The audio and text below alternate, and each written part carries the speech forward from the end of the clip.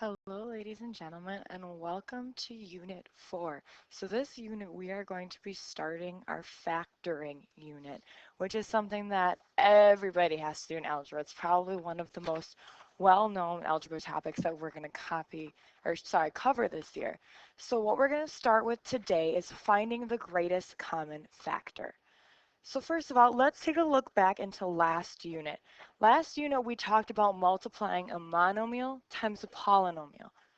So remember what we did when we did that. We took this 3x squared and we multiplied it into each term. We're multiplying each term. So first thing I do, multiply the coefficients. 3 times 4 is 12. X squared times x squared. When we multiply things of like bases, we add the exponents. 2 plus 2 is 4. Here we have 3x squared times a negative 3x gives me minus 9, x to the third. Lastly, we have 3x squared times 2, which gives us 6x squared. Okay, so what I want you to do right now is quickly check, can you do that second one? Because what we're going to be doing today is undoing this. So first, make sure you can multiply that one in. So go ahead and pause the video and try that now. So what we've been doing when we've been doing these multiplying monomials by binomials is we've been using that distributive property that you learned in middle school. So the distributive property is the product of a sum is equal to the sum of the products. That sounds a lot more confusing than it is. This example right here, I suggest writing down. All you're going to do is you're going to take that negative 4x, distribute it into each thing, and when you do that, that is how you get this answer. We always say you distribute it to each thing, distributive property. It makes sense. Today we're going to learn how to undo the distributive property. We're doing things backwards and forwards.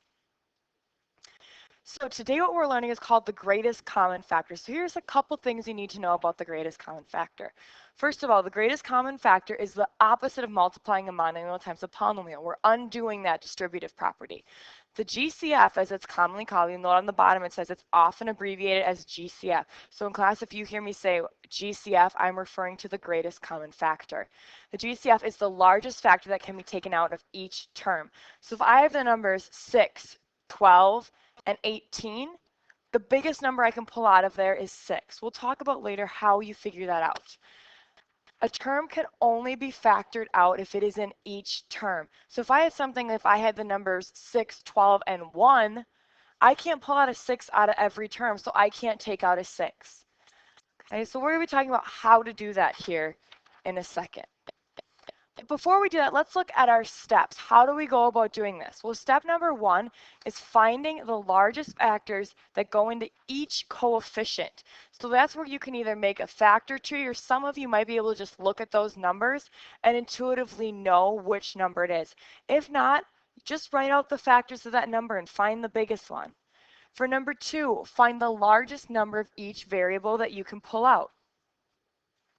Number 3, divide each term by your GCF. And number 4 is write your new polynomial multiplied by the GCF. So again, that seems like a lot right now, but we're going to go ahead and kind of put it into motion so you can kind of see how this works. All right, so let's take a look at number 13. So number 3. Step number 1 says, find the largest number that factors into each coefficient. So let's take a look at 12, and let's take a look at 16. So what I like to do to help myself is I just like to make a factor list. So let's see. I know 1 times 12 goes into 12, 2 times 6 goes into 12, 3 times 4 goes into 12.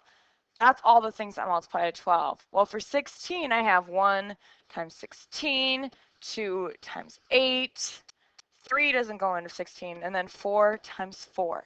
So now I want to look at these two lists that I have. Take a look at those lists. What is the biggest number they both have in common? The biggest number they both have in common is 4. So I know for my GCF on the outside I have to have 4. Let's take a look at my A's now. That's step number 2, figuring out the largest number of variables you can take out. So I have A squared and I have A. I like to look at this like an M&M bag.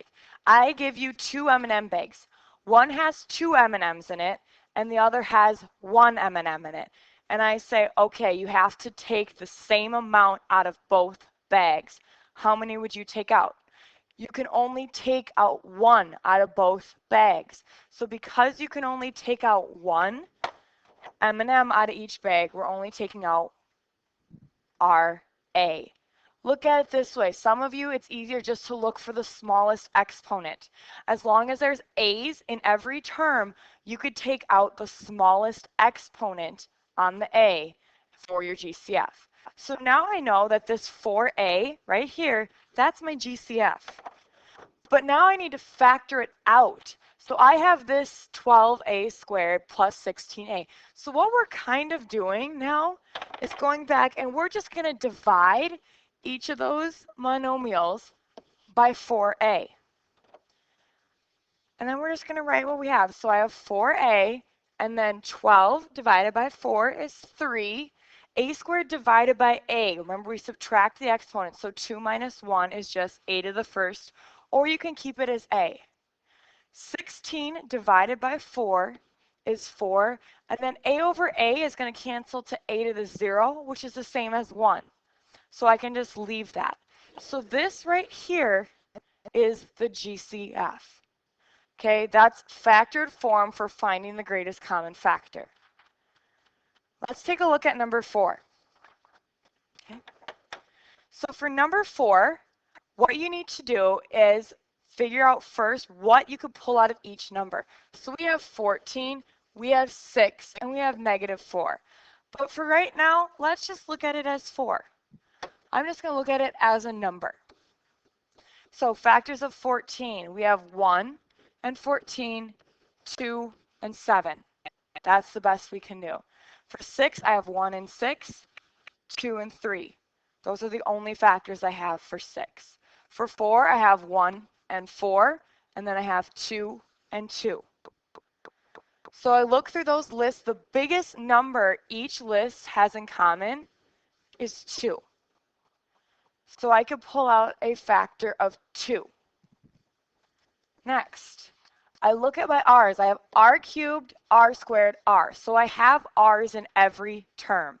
The smallest number of r's that I have in a term is r to the first here on the end. So that means the most amount of r's I can take out of each term is r to the first.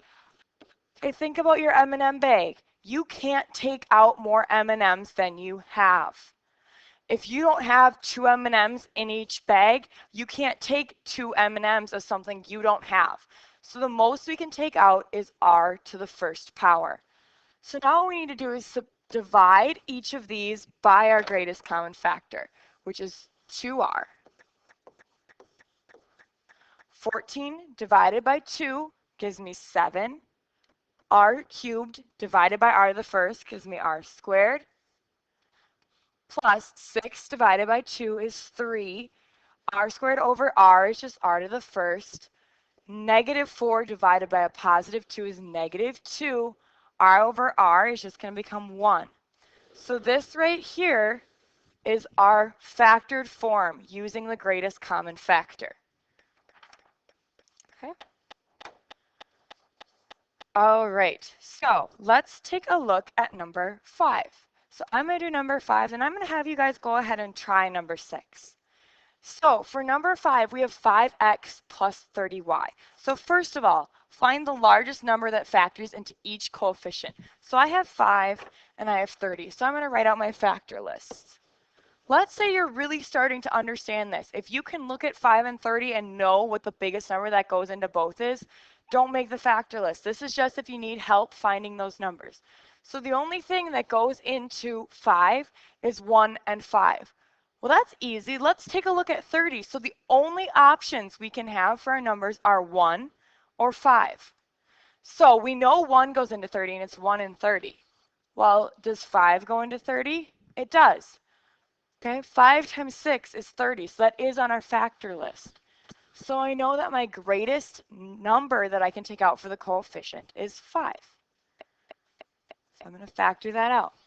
Next, let's look at the variables. Here I have an x, here I have a y. Okay, x and y are not the same thing. Ask yourself, can I take an x out of each term? The answer is no. Can you take a y out of each term? The answer is no.